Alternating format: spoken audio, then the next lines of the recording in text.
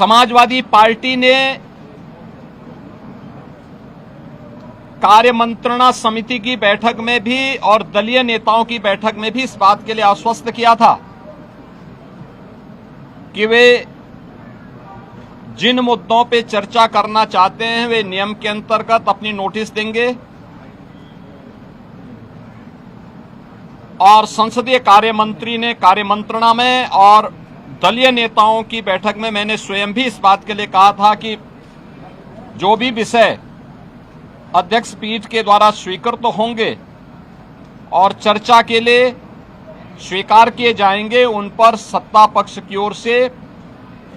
तर्कपूर्ण तरीके से उसका जवाब भी दिया जाएगा। बावजूद अयोध्या से राम जन्मभूमि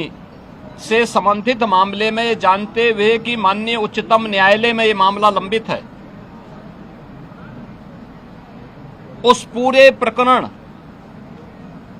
की गंभीरता को समझते हुए भी इन्होंने न केवल आज सदन की अवमानना की है, सदन का अपमान किया है, साथ ही माननीय उच्चतम न्यायालय में लंबित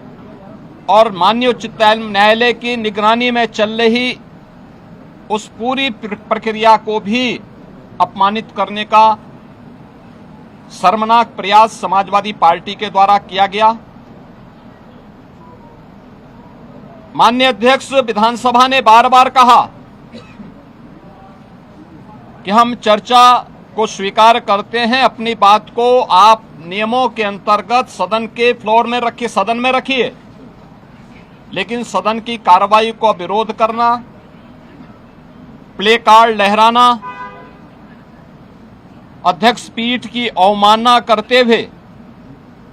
जो अपमानजनक व्यवहार सदन के अंदर समाजवादी पार्टी का था वह अत्यंत निंदनीय है और शर्मनाक भी। संवैधानिक संस्थाओं का अपमान करना इस समाजवादी पार्टी का शौक और सगल है। इन्होंने हमेशा से इनका लोकतांत्रिक मूल्यों पर कभी विश्वास नहीं रहा है।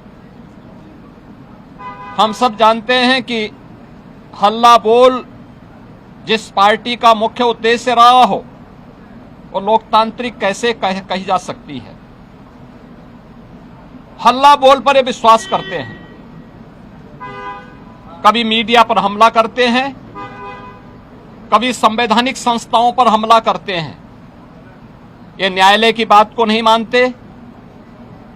इस सदन में नियम और परनियम और परंपराओं का पालन नहीं करते,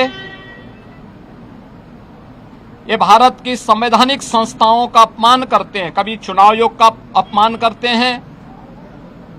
कभी किसी न्यायाधिकरण या न्यायालय के अधीन संचालित किसी आयोग में लंबित किसी प्रकरण में जबरन